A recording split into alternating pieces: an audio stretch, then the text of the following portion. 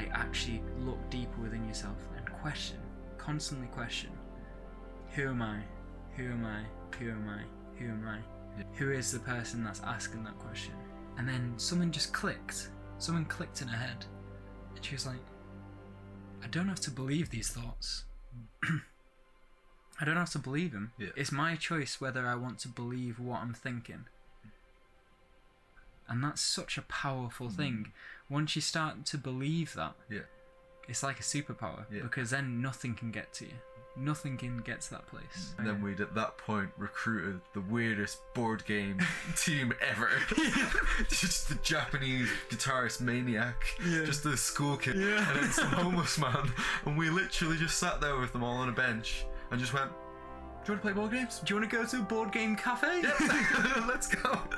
It's crazy the amount of energy you can have once you actually feel like you're sat in that seat of self. Like even for just a moment. I feel like I've tapped it and ran off a little bit, so you just get like a little burst of energy where you just feel incredible. It's so indescribable. Yet you could actually just be there the whole time. Yeah. It's just that skill or power. It's like a superpower you have to build up. Superpower, yeah.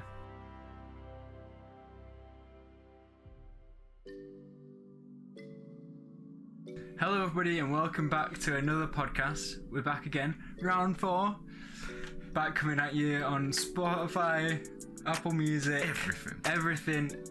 You know how it is. Lovely stuff. Okay, today we're going to be talking about who am I. So this is a very deep question, obviously. It's one of the deepest questions. It's one of the deepest questions. Who am I? Where do I fit into this world? Am I a name? Am I a student? What am I? That's what we're here to find out. Yeah. So what questions can we ask?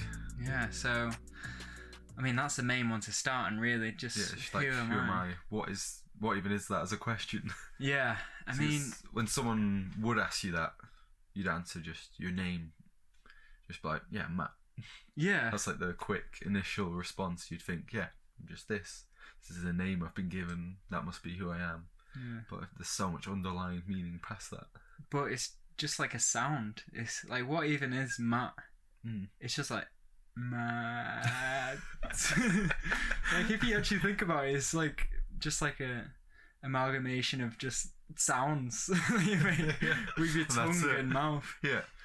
Like, true, there's not much importance attached to it. How is that you? Yeah. You just mentally attached so much meaning to that specific sound. Yeah. Which we call a name.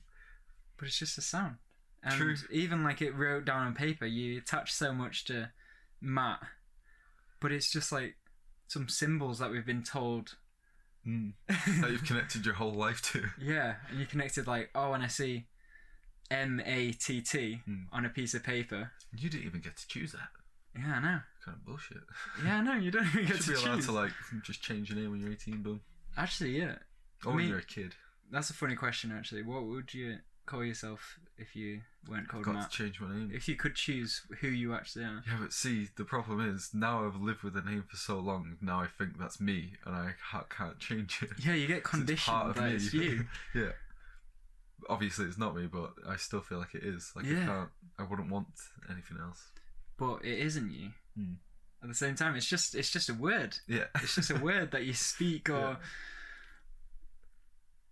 Yeah. And literally it's just a word. But for some reason we do attach so much meaning to it. And then you'll then go into... Like if someone went, oh, well, if you're not just your name, what are you? And you'd probably just reply to them with maybe what you've done with your life so far, or like what job you have. Like, who are you? Like, oh, I'm a lawyer. Yeah. You just attach something that society's given you, like a few labels chucked in there, maybe a little story about, oh yeah, when I was a kid, I was smart. Like, yeah, I went to college, and then I went to university. Yeah, got this job. I have a wife. That's who I am. I mean, that's your story. It's like it's like just what you've experienced. Yeah, that's just like the past. It isn't you. Yeah, like all of that still isn't you. And all of that collective information is the thing we're fueling and putting into this kind of idea of ourselves, to the point, like, within the mind, that's who we are. We think it's us. like all this built up information in the mind, all these memories, thoughts, who you think you are. It's all just this collective build up throughout your whole life, and then you'll just spew it out, maybe in the simplest form of a name or a whole life story. Yeah. And that's what most people nowadays, I guess, think is me or I. Yeah. But it's way, way, way past that. It's way past that. Yeah. If somebody asks you, who are you? Like, it's you're just like, damn, man, that's a big question. That's a big question. Yeah. Do we have enough time to go over that? I don't think we do. Yeah. I mean, it's like one of those questions. It's taken like decades, like generations to answer, and still people are trying to answer it properly. Yeah. And yeah, it's breaking down what we think is I and extracting that and showing what actually is left after all these like fake things we've added on to make us perceive what is I gone, what truly is left, and what truly is like I. That we say there's so much like power attached to just I. Yeah. It's nuts. And it's the experience of the person behind every thought, every feeling, like every emotion. Who is that person behind that's experiencing it? Because like that person, that thing that energy doesn't have a name. It isn't called Matt. It doesn't go to Warwick University. It's just there. Yeah. It's just existence. It's undescribable. It's not. You can't put a label on it. Yeah. Well, you can't put thoughts on it because the thoughts themselves are not you. Like you're all there, sat under the thoughts, watching them. Like you're this thing we're speaking about. Let's just call it I. It's there behind the mind, even further behind your thoughts, the things you think are you. Yeah. And it's like it just exists. You don't need to think about it. Like you don't need to think I'm existing. It's just no words have to be said. You just feel it. Yeah. It's like when you're sat meditating, you don't think anything, but you're not thinking. Yeah. It's kind of just this it's hard. It's so hard to get your head around. It's that stillness. Yeah. It's that just. It's like so hard to describe because it's beyond anything that you could imagine. Yeah. Or like even if you try and pinpoint it with your thoughts, if you go like, okay, so who's the one that's experiencing this, and then you go like, who's the one that just questioned what's experiencing this? Who's the one that just questioned who is experiencing this? And you can just keep on going and deeper, and that's just your mind going around in circles, trying to question. Well, that was listening. one of my big questions that I was trying to get my head around is, are all the words in your head the mind? Like, is any of it this I? Because I'm well aware that your mind can just go off complete tangent, take control, do whatever it likes. And I'm just wondering if like there is a voice for the inner I, or it's just sat there behind, maybe controlling the mind, but it's still not you. I think sometimes it might. I think a lot of the thinking is purely unconscious and purely like a part of that I construct. And so like I think like the person behind that is the real I, and I think like thoughts are just an after effect. What an after effect of just existence, of just being alive. Like you, to be alive, you have to think. Like thoughts come into your head, thoughts leave your head, but like who's the one behind it? I guess the one behind's initiating it sometimes, but then sometimes not.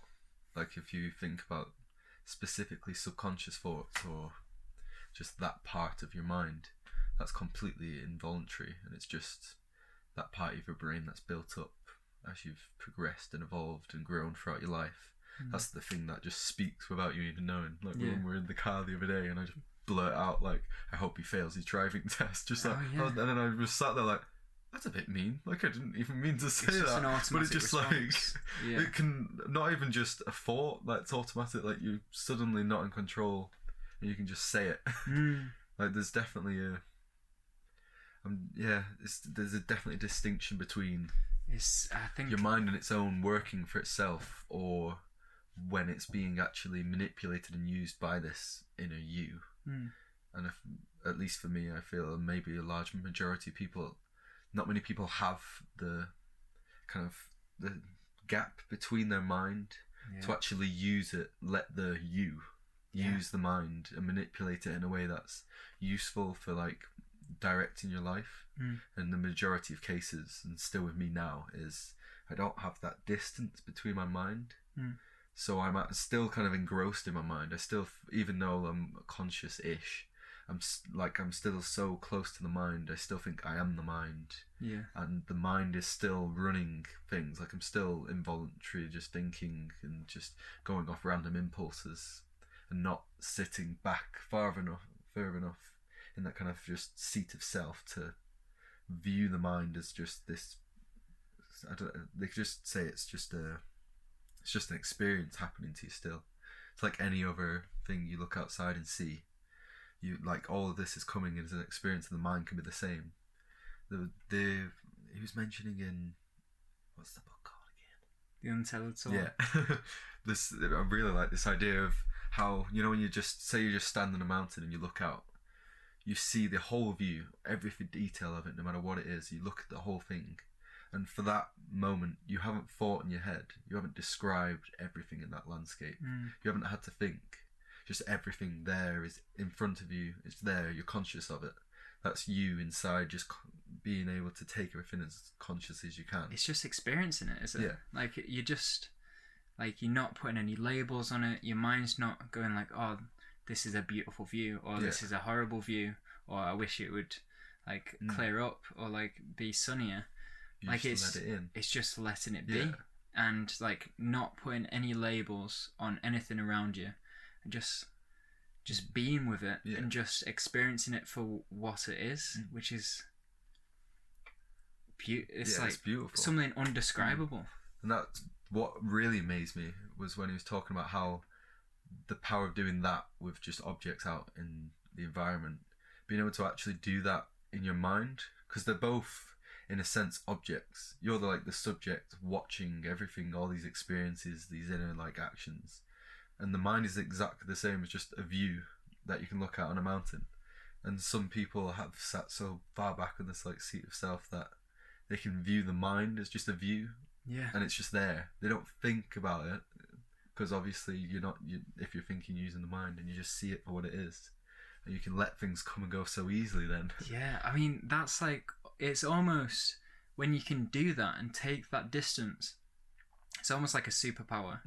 It's like a superpower, because like you have this distance of, this is me, this is like the deep seat of awareness, the whatever you can say, the soul, the Atman, like in Hindu, Judaism. It's like the soul, the soul just in the Christianity, soul, and like it's whatever you want to call it, that deep something.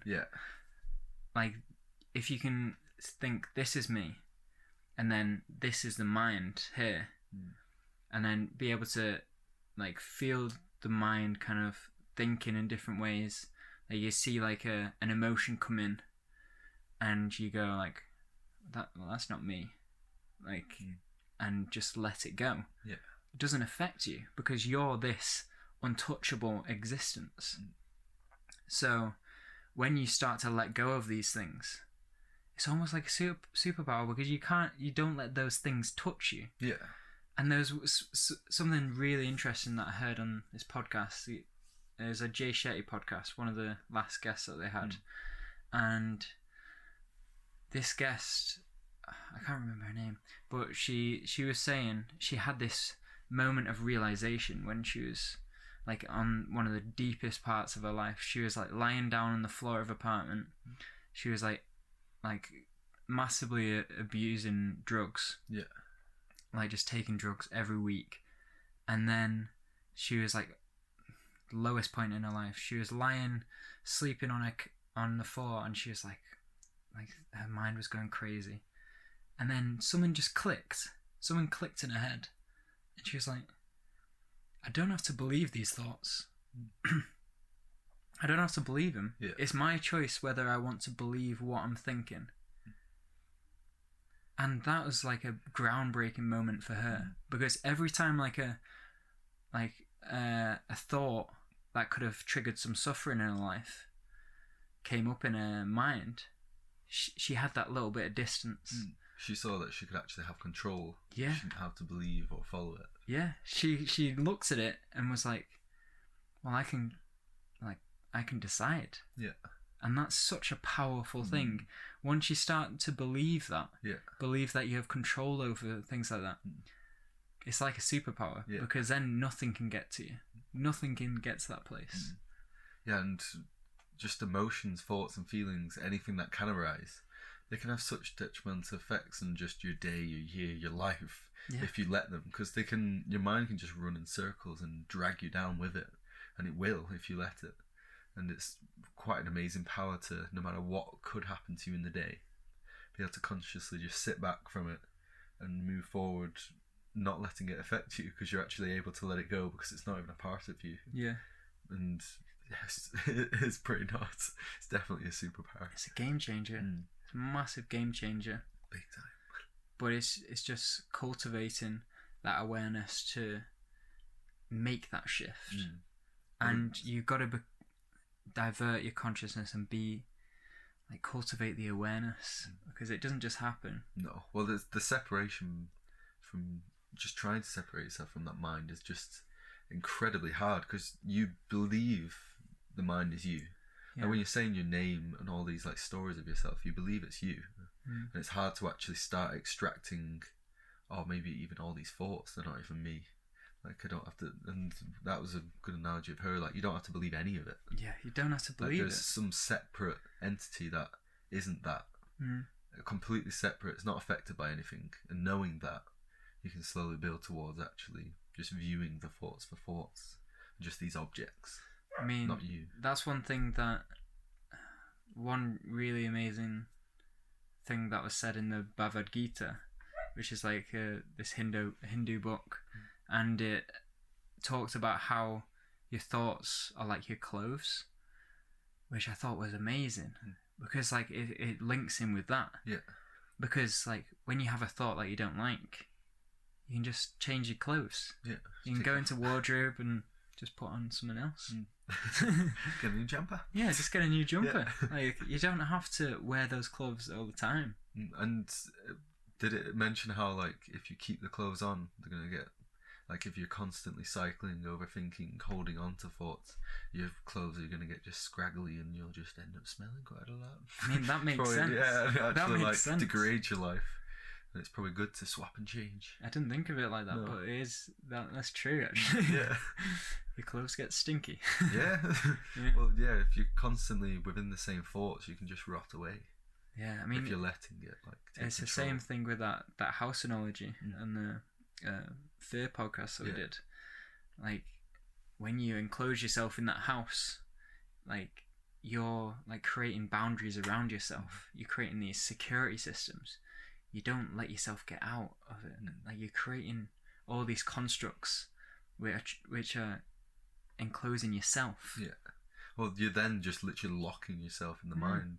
You're not pulling away at all, and you're then accepting the mind as control, and you are the mind. Which is probably not a nice person to let drive the car. Yeah, I mean, that's one thing that was written in the 4 Agreements, the book that I've just started reading.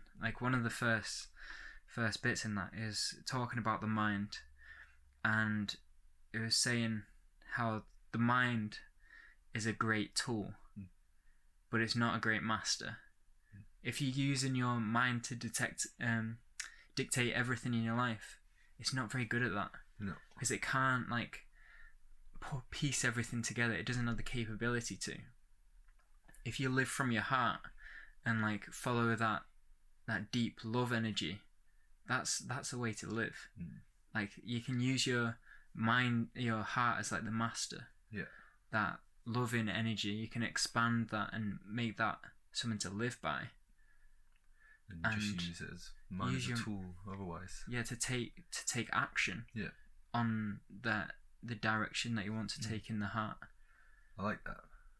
kind of just using that inner soul to guide your path, and then any challenges you come along the way, the mind's such an amazing tool to just break things down, solve problems. Like it's incredible. It's just being able to use it.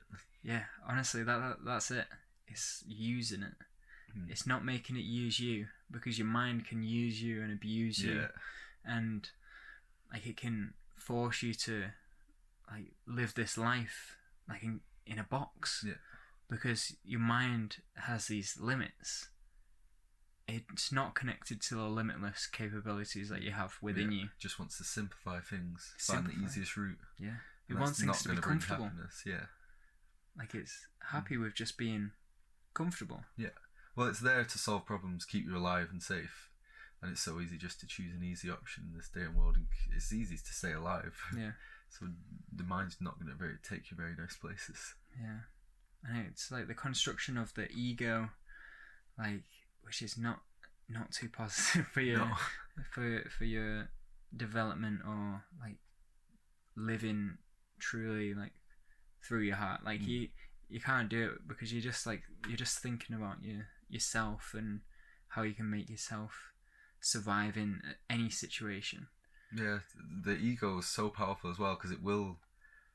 That I've felt that where the ego does take control, because you're damaging yourself within. You think yourself, like this mind constructed self, where I don't know, you look bad in front of people, or this self you've made is just not being perceived well by people, and you have to somehow act in a way to gain that back, when in reality none of it actually matters. Like that self doesn't even exist. Yeah.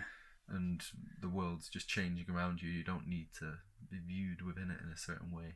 Yeah, I mean, the ego it makes you think that you're the center of the universe.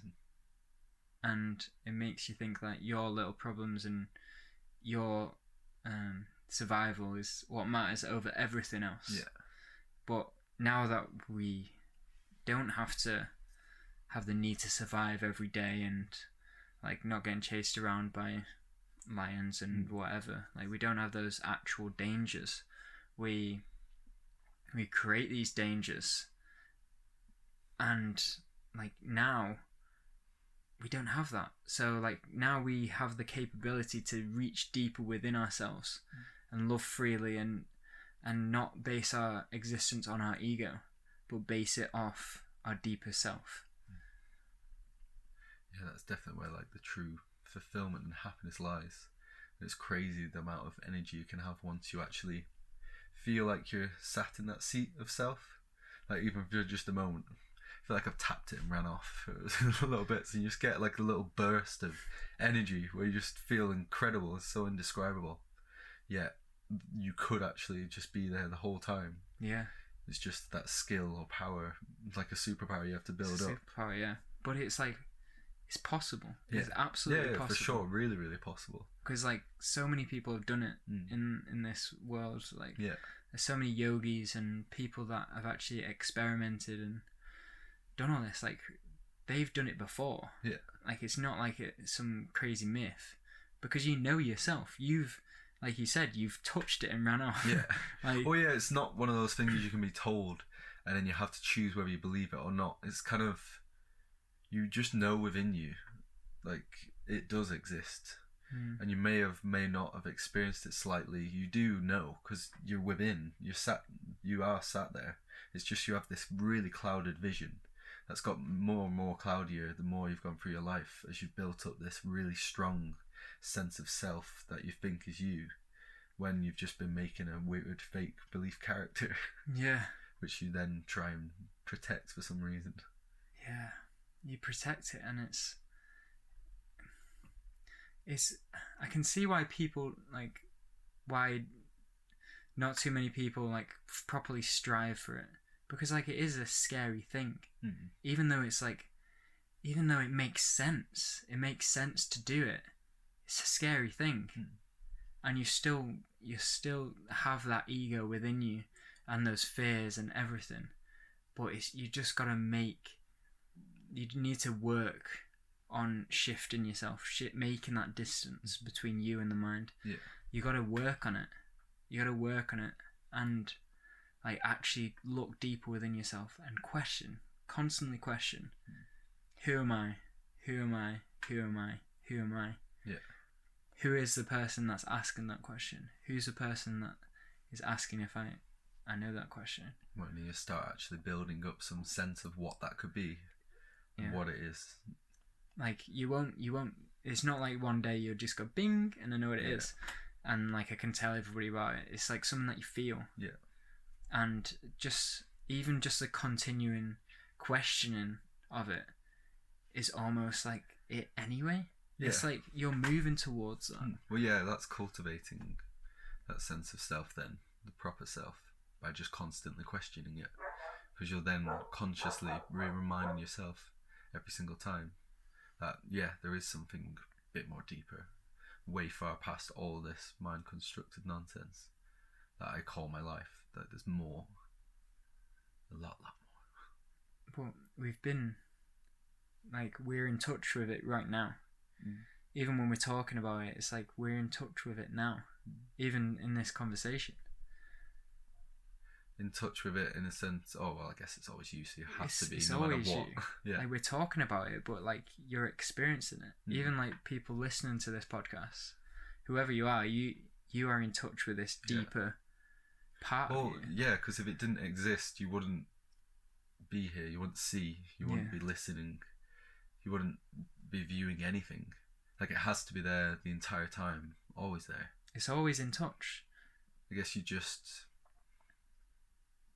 Yes, because it will always be there, but you're kind of just a bit blind to it. Maybe you're a bit distracted. You just like got that cloudy vision in front of your own eyes. Yeah. Just wondering how you'd actually...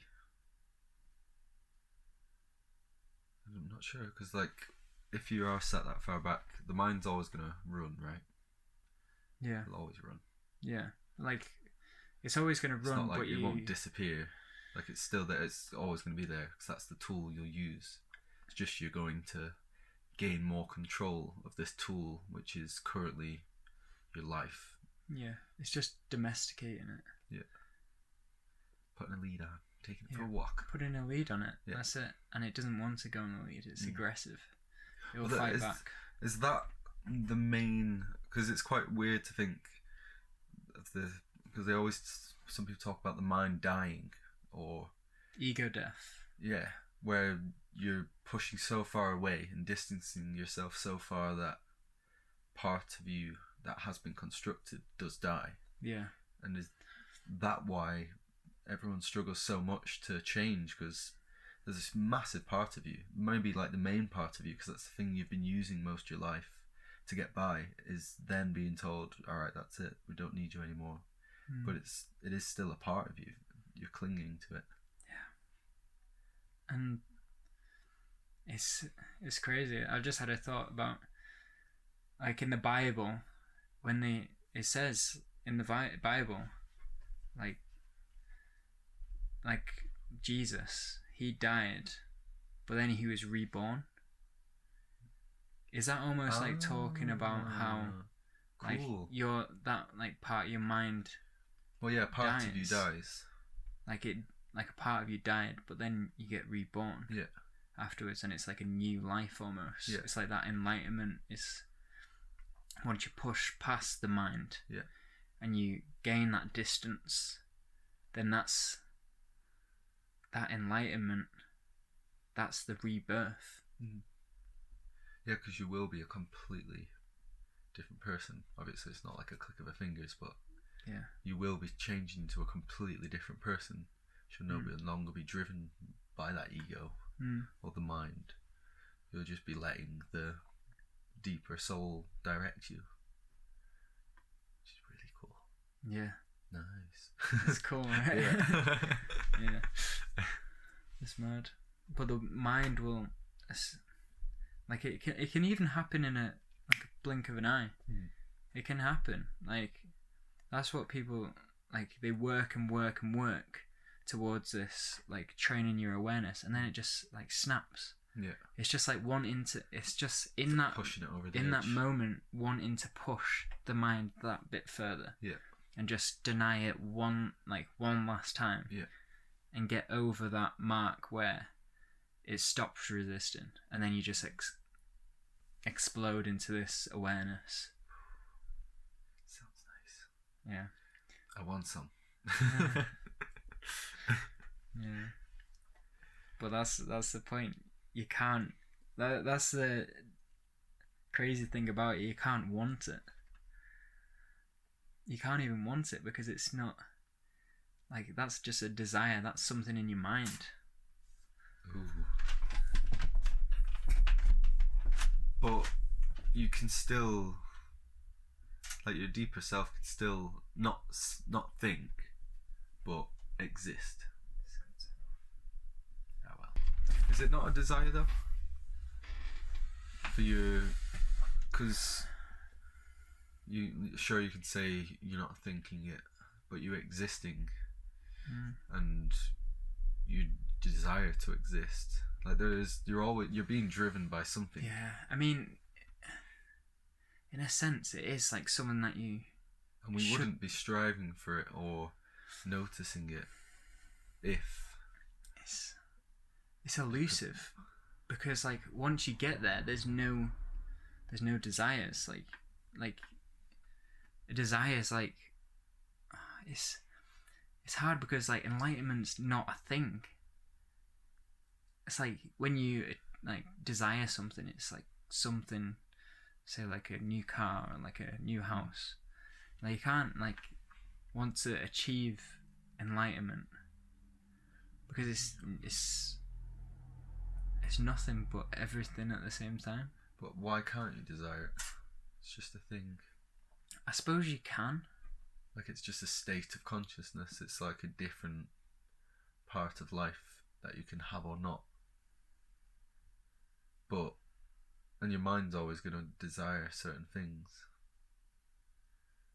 It just turns out that this desire is probably the healthiest desire you're ever going to have in your life compared to your desire for pizza. Yeah. I mean, it's kind of a paradox. It is a paradox because you want it, and in some sense, everything you're doing to achieve enlightenment, you need to work for and you need to desire it. But at the same time, like the desire is something, desiring something. Maybe it's just more a case of you're letting something out. You're desiring to get rid of something. It's once like that's gone, you're desiring to know who you are. I suppose that is like a good desire to have. Yeah. Well, it's one of maybe the deepest desires a human being has, especially now with such an enhanced state of consciousness.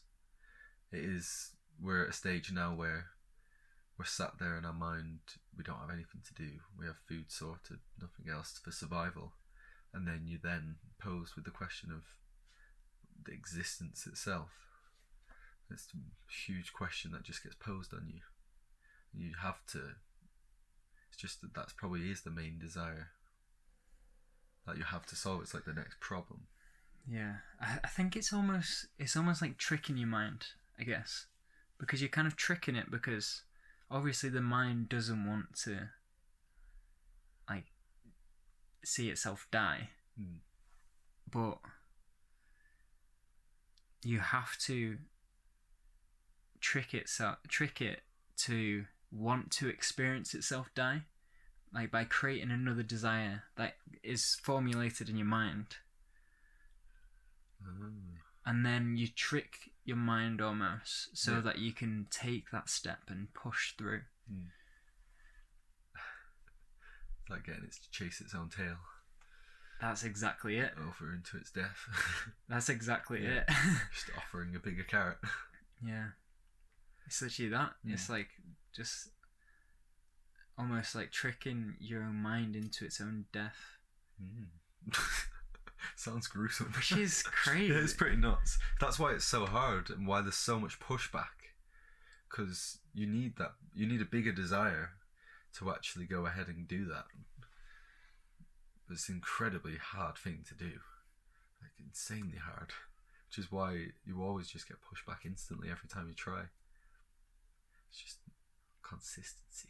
That's why it's not an easy thing to do. That's why only select people on the earth have like achieved this level of consciousness, and like so people avoid it.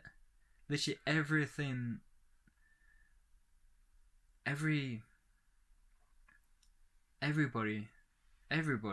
is trying to avoid it, avoid the truth to some extent. Yeah, because we're all kind of distracting ourselves, getting ourselves really, really involved in all these different aspects of life, which are just man-created, like constructs in our heads, and it is distractions. Like I've seen it within myself, even if it's not, like I'm just conscious that I'm literally distracting myself, so I don't have to think about this or do this. You can easily, people are probably really talented at it and can do it for years at a time.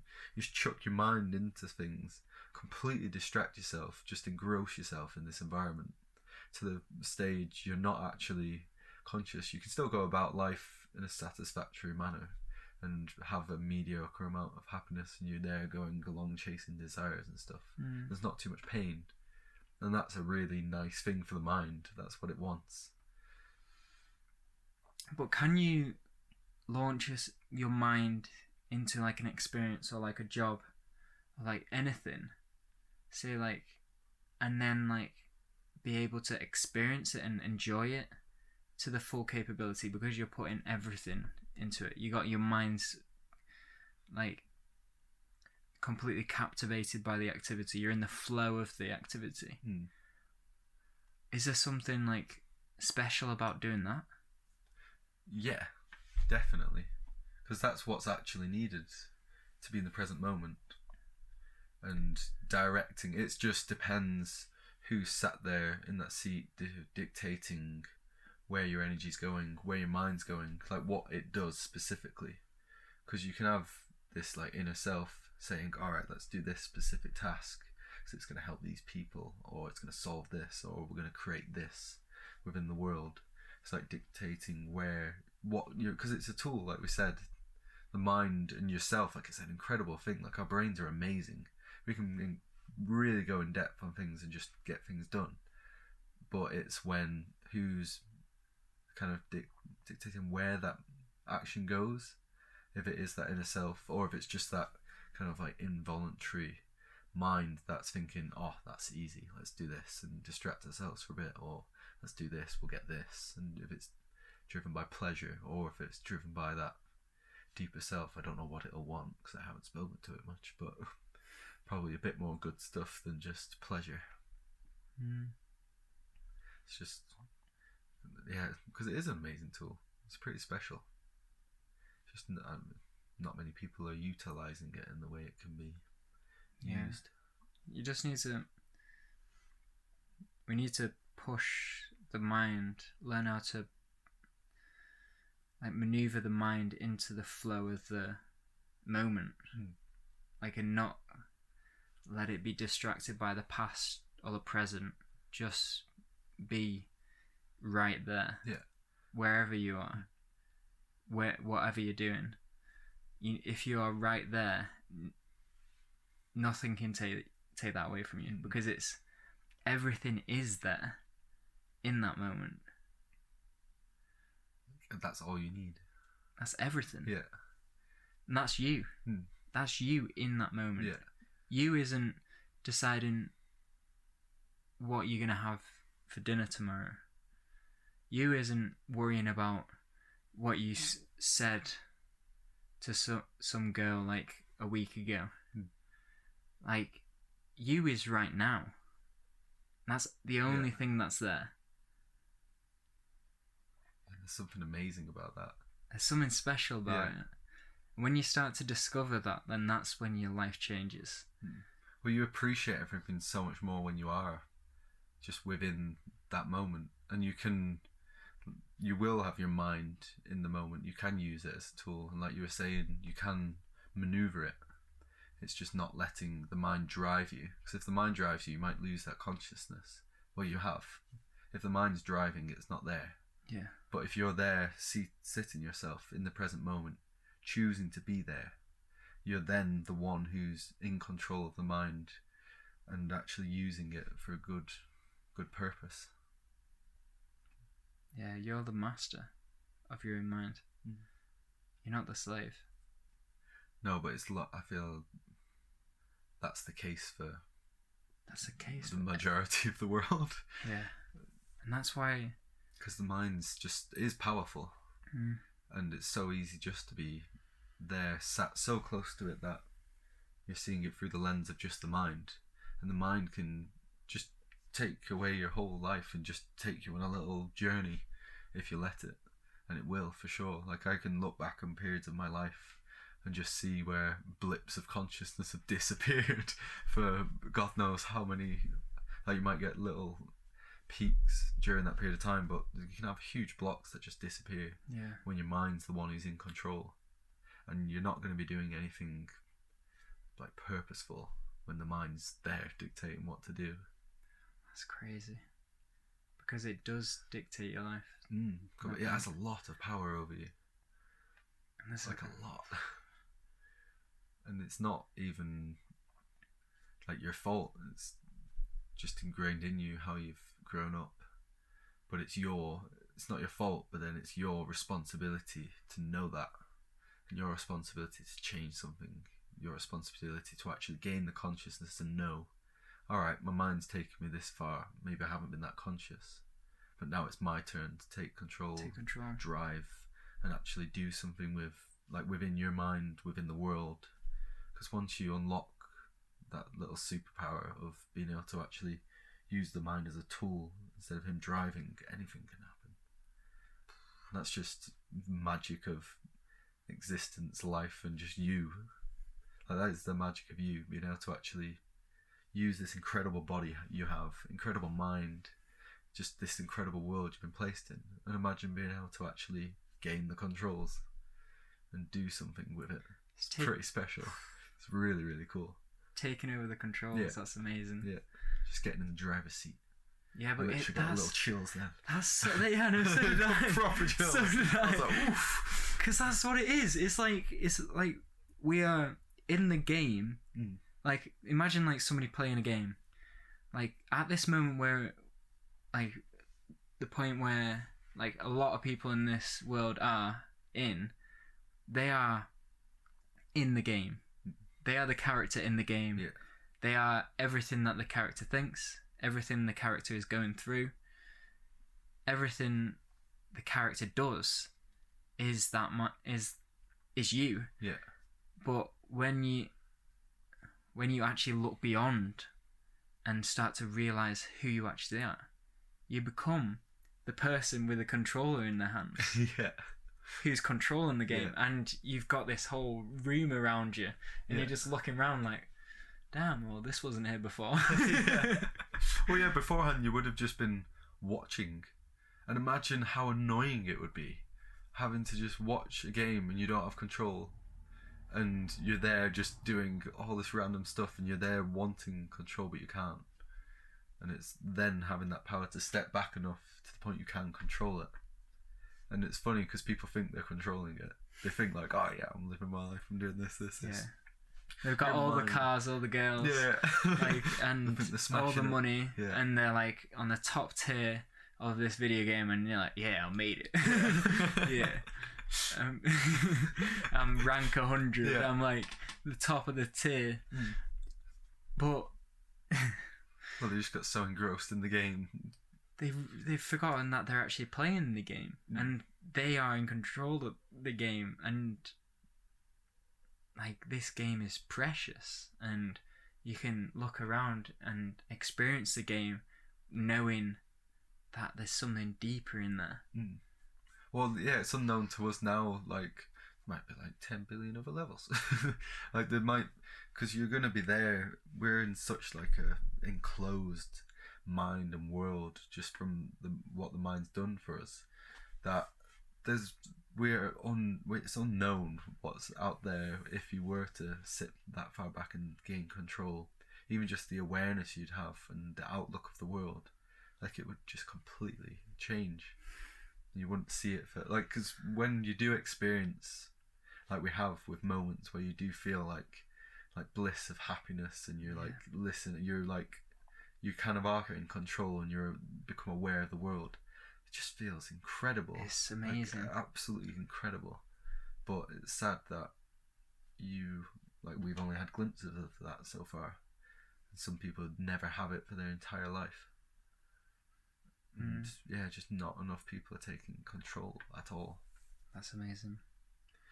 I hope anybody listening to this podcast, like looking back in their own lives now, and thinking, am I in the game, or am I the player? Am I the person with the control in my hands? But they'll only know that if they know the difference between themselves and the mind. Because if they're sat there as the mind will be like, hell yeah, I've been in control. That's me. Yeah, I've been doing all this. I ate a sausage roll yesterday. I went for a run. I did all this kind of stuff. I'm in control. Yeah. But you're not. It's hard to... I don't know. If you asked me the question 2 years ago, like, who's you? Like, who am I? Are you in control? I probably wouldn't understand and be like, yeah, of course I am. Like, yeah, this I'm is living me. my life. This is my arm. This is my head. Yeah. This is my thoughts and me. Yeah, like you're there because people think, oh, I'm choosing what to do with my life. I'm me. Am I? Like, I'm the one living. Yet, without the consciousness, that is what you'll believe. And you'll be in that closed mindset, and you'll be living that kind of like toned down life because you have that mindset. And it's just questioning and pushing. Maybe, I don't know how, maybe we cultivated it from just speaking and reflecting. It's just knowing how to build the consciousness to push away from that and start push deeper within, and just questioning. It's within that we need to explore. Like, look within yourself, and that awareness, start cultivating this awareness, and really want to find out, actually, who am I? Yeah. And like ruthlessly and consistently ask that question until your mind just lets go. Yeah. Well, it's hard as well because, well, this is like one of the major things for me. I'm thinking when you're there saying, oh, let's like explore the deeper self and this, that, and the other, but in a sense, you're pulling yourself away from society, all these things you should be doing with your life. Because I feel if you're engrossed within society and doing well, there's no time for consciousness unless you've built it beforehand. Yeah. And me being so competitive and wanting to succeed at life, I'm there thinking, I have no time to sit there thinking about who am I, like what even is that, when I should be out there just working my ass off, earning money. I have no time for that. That's not even a thing, like, because people are wary of time, yet they spend it on the wrong things. And it's hard to decide because it takes a lot of time and energy. You only have one life, and it's knowing and building the consciousness to know that it is worth it. It is worth getting that superpower. Like, surely it's like an upgrade. Yeah. But for some reason, people are scared to stand out. They're scared to stand out from the crowd, not do well within society, and kind of see like they're falling behind because they're taking all their time and energy away from what they could be doing. I mean, I think approaching that in your life, you need to just follow what you want. There's no point looking at society and going like, what is everybody else doing? Like, am I wasting my time? Because you got to do what's good for you. Yeah. And if you feel like this is right and this is what I really want to expand and look within because it feels amazing, then why shouldn't you do that? And then people will start seeing you're happier, you're joyful, you're helping people, you're successful. They see that. The success, the irony is as well, the success will come after as well. Yeah. You're then unlocking a whole dimension of your mind and brain and life that you would never have held before. Yeah. And you can just kind of tackle everything in life so much easier with such breeze and ease and have so much joy. Yet, in the moment, in this present moment, you're unwilling to do that. You're still chasing these desires. You can just sit there like, fuck. Like it sets in. Like this podcast has been so. Like, it's amazing. It's like you get loads of different puzzle pieces and you're slightly confused. Yeah. And you're learning and you're like, oof, like I don't really get this concept, this.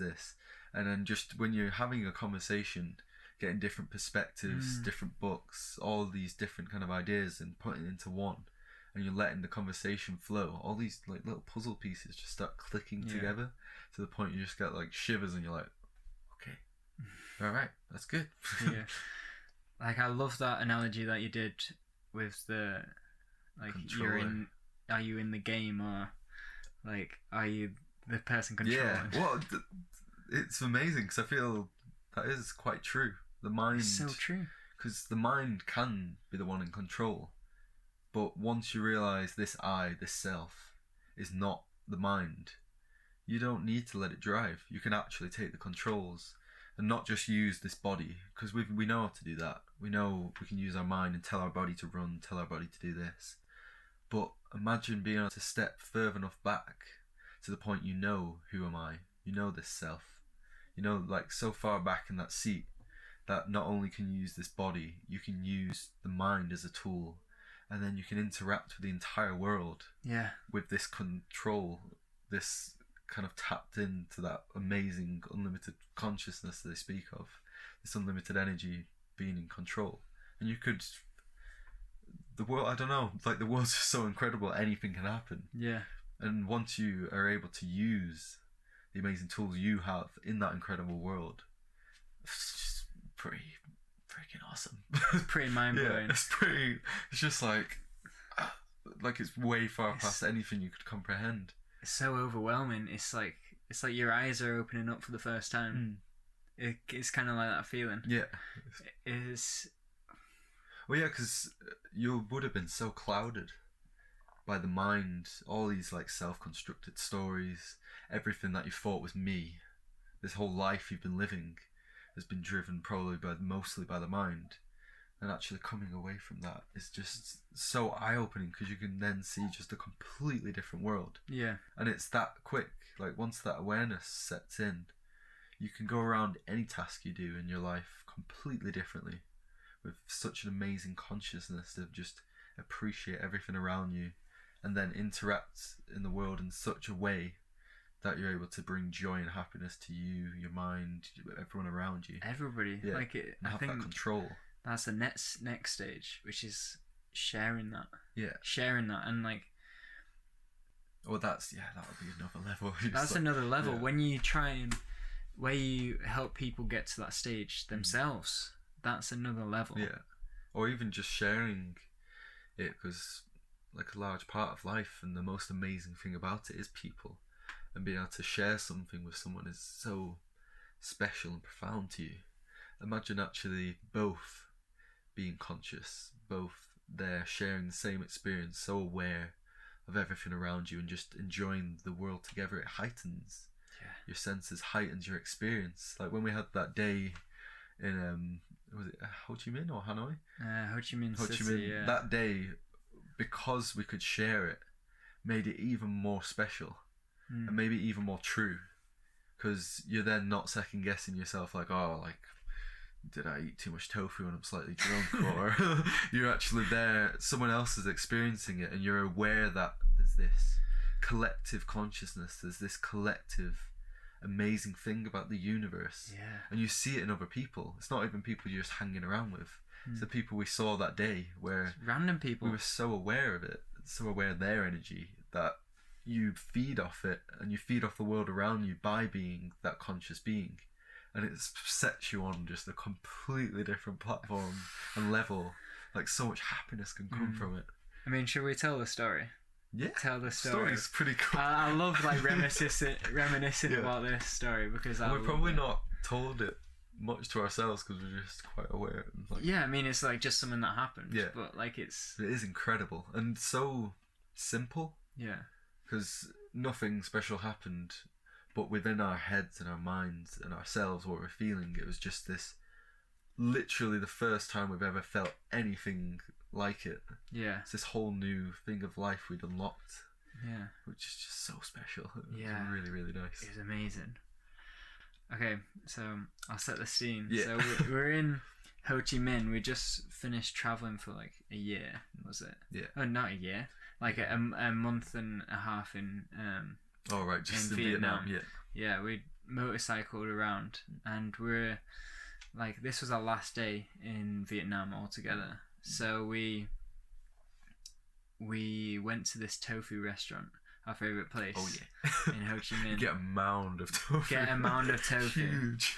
And we decided on that day, it was our last day in Vietnam, we were just like, okay, let's just go, like, let's just like be completely open to whatever happens and just go with our deep impulses, our coincidences, and just follow it and see where it gets us. Well, yeah, we were quite fixated on this term, like coincidences, and just letting, like, going with the flow, see what happens, and be aware of it all.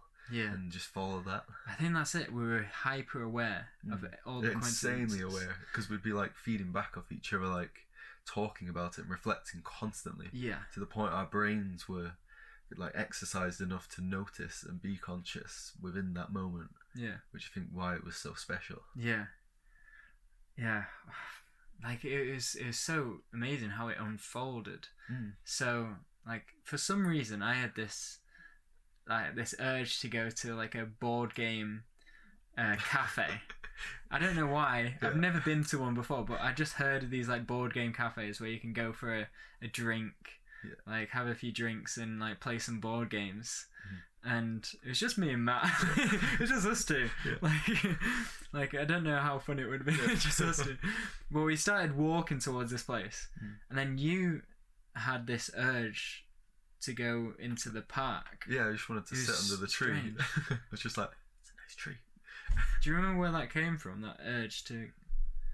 I'm not sure. Well, it's just because for me, nature and trees and just in general is quite. I've always been quite connected with it, and it's quite like a still place.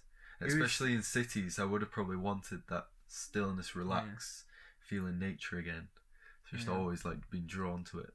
And Misaki was there as well, wasn't he? Oh, he was. Yeah. Oh, yeah. Because I remember we sat under the tree, and the random school kid came up to us. A school kid came up to us and was like, "Oh, can I practice my English with you?"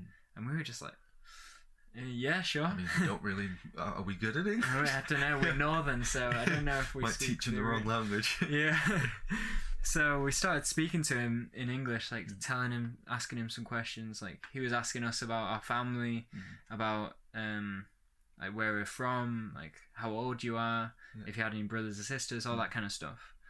And then you were just kind of drawn to this guy's energy that was playing the guitar. Oh yeah, he was going at it. This guy, he was like in the middle of the park, just like strumming his guitar, like head back, just like he was literally sweating. Yeah. On his own, completely alone, like no shoes, nothing. Yeah. Just this guitar, and I've never seen anyone like he wasn't the best at guitar, but he was so passionate. He loved it. I literally just got completely drawn into him. I was like, I've literally got to go speak to him and like have a chat and play some guitar. And I thought he's going to be this Vietnamese guy who can't speak English. So I was going to I was going in sign language, just like, oh, can I play a guitar? And then this amazing like English Japanese voice came out. And I was just like, oh, we can actually interact, speak. And he was such an amazing person. He had such like a great smile. He was like full of energy. Full of life. Full of life. He was one person that was just like absolutely so excited to live every second. Oh yeah, I think he was definitely one of the people we met who had such a profound effect on our lives by just. He was only in it for a few hours. Yeah. Because just experiencing his energy and his way he's chosen to live his life and be. Was just incredible. Yeah. And it was amazing. Just singing with him in the park, playing some songs, which was really cool. Yeah. And then I remember just the school kid came over with a homeless man and was like translating for him. And we decided to like give the homeless man some money because he'd been kicked out by his wife or something. And then we'd at that point recruited the weirdest board game team ever. Just the Japanese guitarist maniac, just the school kid, which is kind of creepy, and then some homeless man. And we literally just sat there with them all on a bench and just went, do you want to play board games? Do you want to go to a board game cafe? Yep. Let's go. And then we ended up playing Cards Against Humanity. The best game to play with people that can't speak English. We were personal translators for some of the weirdest, grossest English words there could be. We've got some hilarious videos. Oh god, it was so funny. Like, we were in this cafe and we picked like the best game ever to play with these, because these guys didn't know English very well. Even the Japanese guy was learning English. And this school kid definitely didn't know English. No. Like, he was just starting. We'd ask him questions, he'd just be like, yeah, hell yeah. See.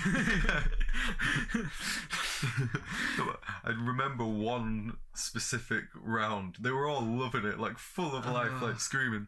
And it was Pac-Man guzzling cum. And we had to describe it to them. And they were all so naive, just like really straight faces, just like, oh, what is cum? Yeah, what's this word? Do you mean like come over here? No, probably just acted out, and they're all just pissing themselves laughing. Such an amazing thing. There was another one as well. It was like one of them was a midget shitting in a bucket. A midget shitting in a bucket, and we had to act it out. So we were like small, and then it was really good for our charade skills. Good bit of team building exercises. Oh, it's so funny. And then after died that, laughing. I think we went to the hostel Misaki was staying in. Yeah. And we found a guitar there as well. And then we just sat there in reception, just playing guitar, I think pretty badly. Yeah, we got a few beers. Yeah, singing, and then the receptionist, I remember, was behind, like, listening, like, clapping a little. Yeah. That was such a special moment. We had such a deep conversation with Misaki, and he was a very spiritual guy. Oh, he was really, really spiritual. He was spiritual, so he had done, like, a lot of meditation and yoga and stuff like that. And he what actually... were we speaking about? Because we had voice notes. We have voice notes. I think we did record our conversation because it was like really. It was incredible. That was probably like another thing that properly just. That was like a life-changing moment. Yeah. Like to kind of experience that. Well, was it us breaking down the experience we'd been having? Yeah, I think that heightened it even more because we were then interacting with someone we just met, and he agreed. We were all like one, just agreeing, understanding. We were all in that underlying understanding, which was just fed us so much energy. Yeah, amazing. It was incredible, and it sounds like such a, I don't know, it is a pretty cool experience. It's funny, but in reality, it was all quite mundane. It wasn't like anything special, yet our minds, just not even the minds, just our energy levels were just incredible. The thing that made it special was that we were being so aware of the coincidences that were happening, and like it was so subtle, but like we completely embraced it with like a full heart. Like that school kid came over, and we like completely were involved in. Well, we were like, probably the perfect person for him to ask that day. Can I practice your English? Because we were so open and willing to just give anything to anyone that day. Yeah, it's pretty credible. Yeah, and that's it. That's what made it so special. Like, if like we weren't being as in the moment, none of that stuff would have happened. No. We probably would have walked to the cafe, like played a few board games, like got some food and went home. And it would just been like another day in Vietnam. Well, it's because, like you were saying, like our senses and our awareness is all completely heightened to the point we could really appreciate every single person we met.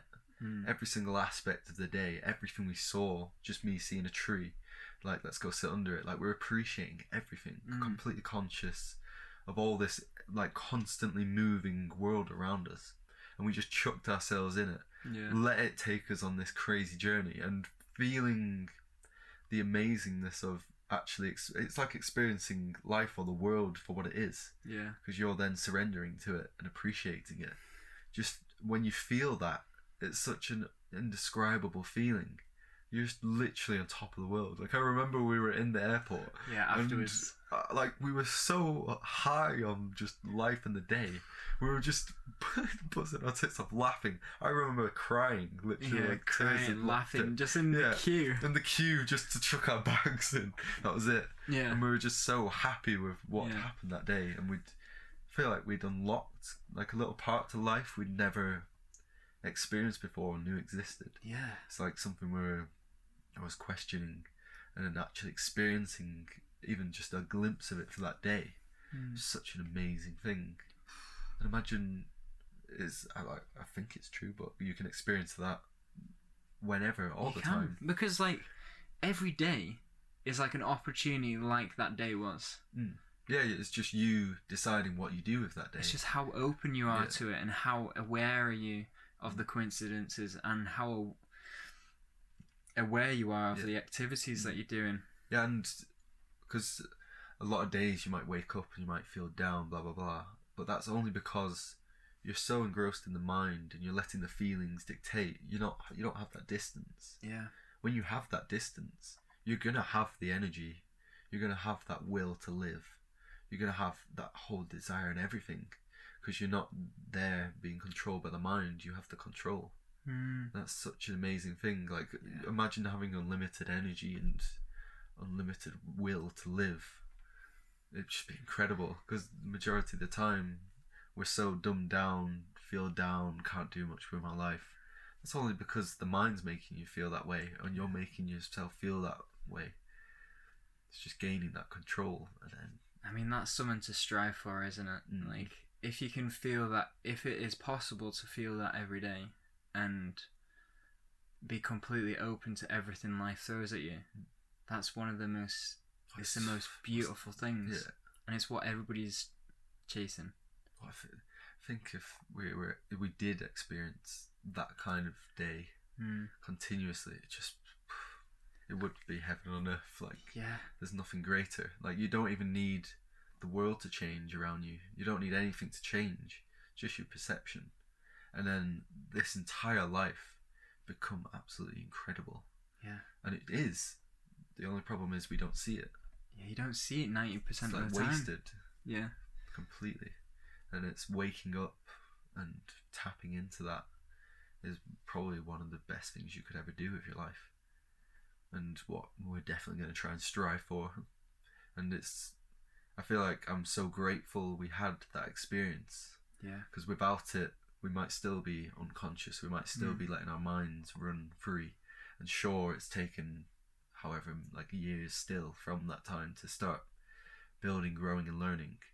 I'm so grateful to have had that, because you get a glimpse into what life could be. Yeah. And I think with like stillness and finding that beautiful energy that we found on that day, like it's not like you just have that. It's about rediscovering it. And it's like rediscovering it every day. Yeah. It's not just like one day you like just have it. Can just have it. Yeah. It's like you have to actively work to like have that experience. Yeah, and have the desire and will to go for it and keep going for it. And it's like a slippery slope as well. If you stop, you'll start going and fading away and getting a clouded vision once more. You do need to be working continuously, relentlessly, to actually cultivate it and keep it. And it's worth keeping. Oh God, yeah. It's it's beyond words. Yeah, literally. Beyond it's incredible. Words. It's pretty amazing.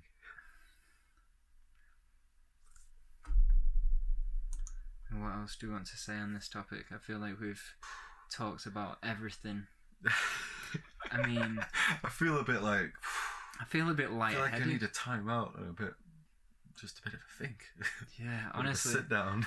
Like that conversation, I don't know, that's like, it's like really hit something deep in me. Yeah. I feel you like can feel it. Yeah. This conversation just... And it's cool as well, because you can feel it so profoundly, and it helps you be so conscious. Like you're more able to be conscious just because you have that energy. It's really, really cool. Yeah. It's kind of like indescribable. But it's you know, like we're on, like it feels like I'm full of energy now. Yeah. But you've got to work to keep it there. You got to keep it there. Well, yeah, it's so easy to go back to old habits, old thoughts. Like tonight, I can go eat my dinner and like go sit in front of the TV for a few hours, watch some YouTube videos, then go to bed, wake up, and just be in that same mind. Yeah. And then the mind can just take back over. Yeah, the mind can run your life and take over again. It's really easy. Well, it happens all the time with us when you start building new habits and then you just go back into the old ones that are so deeply ingrained. Yeah.